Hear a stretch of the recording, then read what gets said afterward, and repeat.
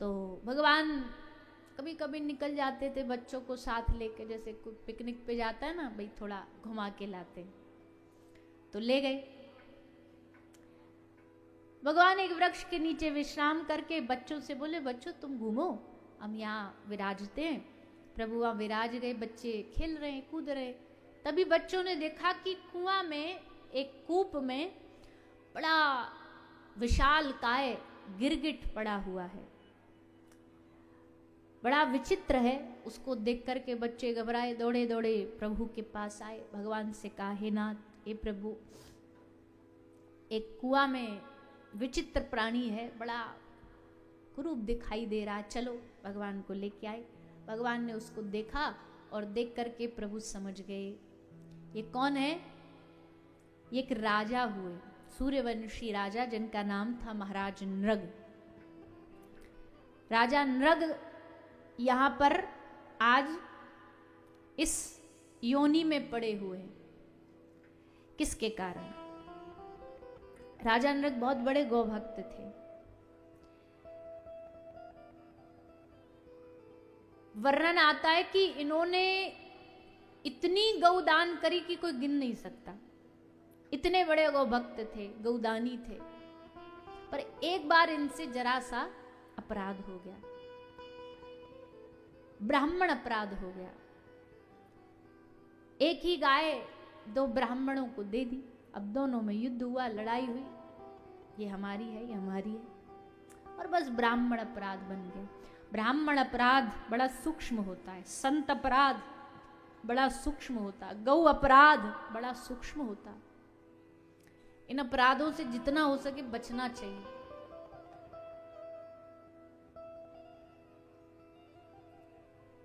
शाप लगा ब्राह्मण का कि तुम एक गिरगिट बनोगे। हर एक यहाँ तक कि हम तो कहे, हर एक सेवा करने वालों को भी ध्यान रखना चाहिए। जैसे बहुत सारे लोग सेवा करते हैं, बहुत सारी संस्थाएं सेवा करती हैं, गौ सेवा करते हैं, हम भी ठाकुर जी की कृपा से लगे हुए हैं। पर अब उसमें जितना सेवा का फल है उतना अपराध का भी फल है, अपराध का भी उतना ही फल है।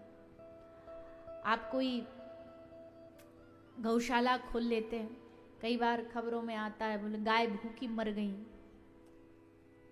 वहां चारा नहीं है, पानी नहीं पिलाया जाता, तो ये अपराध किसको लगेगा? उसी को लगेगा जो जिसने ये बीड़ा उठाए।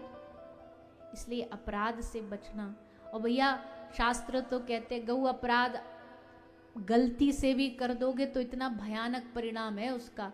सोचो जो जानबूझ के कर रहे हैं उनकी क्या दशा होगी, जो जानबूझ करके अपराध कर रहे हैं उनकी क्या दशा होगी, जो जानबूझ करके गायों को मार रहे हैं उनकी क्या दशा होगी, जो जानबूझ करके गायों पे तेजाब डाल रहे हैं उनकी क्या दशा होगी, जो जानबूझ करके गायों को गोली मार रहे हैं उनकी क्या दशा होगी। इतनी भयानक यातना गौ माता क्या।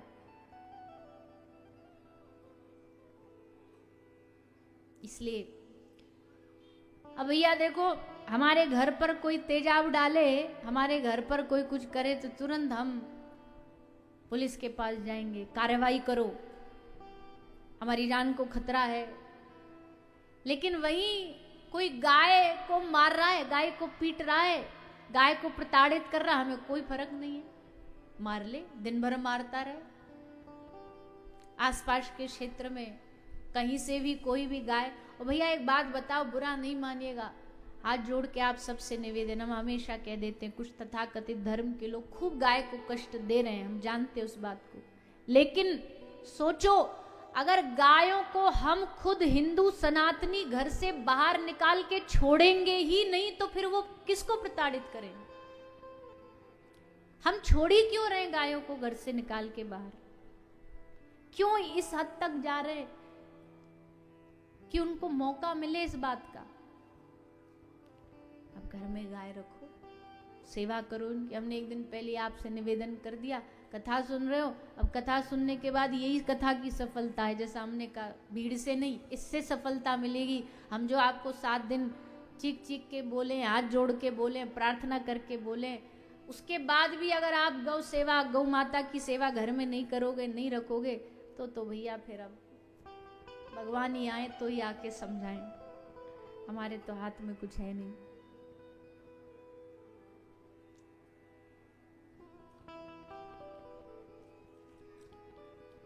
आज के समय में तो भगवान की कृपा से धीरे धीरे प्रशासन हो गई, सरकार हो गई, धर्म की बातें कर रही है। इससे अच्छा समय क्या होगा गौ हत्या को रोकने का? ऐसा समय कब आएगा दोबारा बताओ? इसलिए अच्छा, अब इसमें भी एक बात हम बोल देते, भैया कोई भी बात होती है तो सरकार करेगी। सरकार तो अपना काम सरकार का वो करेगी, हम क्या कर रहे हैं वो बताइए। आप क्या कर रहे हैं गौ माता के लिए वो बताइए।